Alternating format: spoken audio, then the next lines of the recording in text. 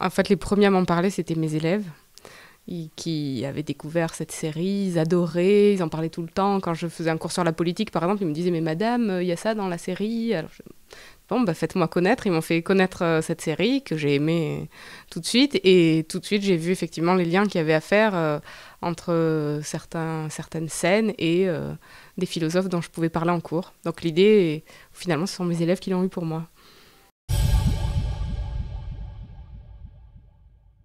Ouh. Bah, Harry Potter, j'aime beaucoup aussi. Donc on pourra en parler longtemps. Il y a beaucoup de choses à dire sur Harry Potter. Le Seigneur des Anneaux, j'ai l'impression que la saga de Tolkien, elle tourne essentiellement autour de la problématique morale. Est-ce que quelqu'un qui agit vertueusement est réellement possible? Est-ce que l'action par pure vertu est possible? Tolkien semble très pessimiste sur cette question, à l'inverse de J.K. Rowling dans Harry Potter. Game of Thrones, elle couvre un champ qui n'est pas celui de Harry Potter, qui est celui de la politique, par exemple, de la philosophie politique.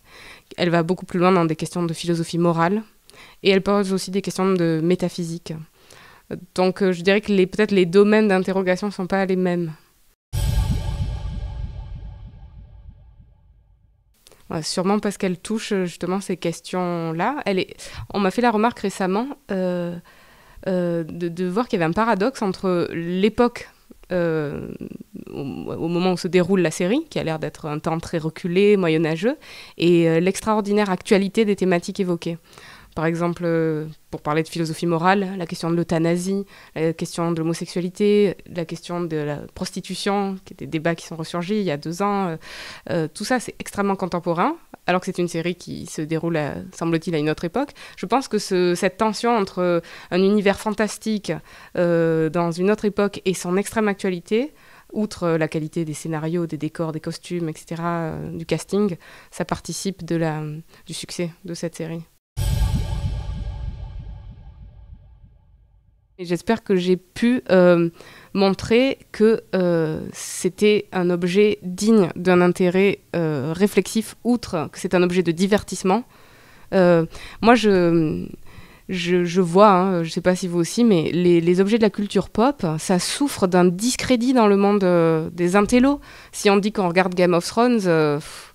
voilà, il vaut mieux faire dire qu'on a regardé un film sur une chaîne franco-allemande à 1h du matin, sous-titré, qui dure 4 heures sans pause. Là, on a l'air intelligent, et puis si on dit qu'on a regardé Game of Thrones, on donne l'impression d'être moins intelligent. Et moi, c'est de là que vient l'envie de promouvoir ces objets de la culture populaire. Bon, la saga Harry Potter, des chansons de variété. Et là, Game of Thrones... C'est pas un simple plaisir sans consistance. Il y a une profondeur philosophique de la série. Il y a des vraies questions de philosophie morale. Il y a des vraies questions de philosophie politique. Il y a des vraies questions de philosophie, de métaphysique. Donc ça part de cette volonté de promouvoir la culture populaire, d'une part, montrer que voilà, ce n'est pas le divertissement de personnes inconsistantes.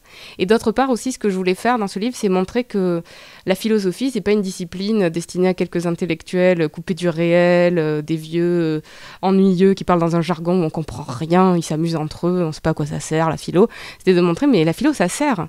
Et d'ailleurs, ils en font tous, là, les personnages de Game of Thrones, sans le savoir, ils font de la philosophie appliquée.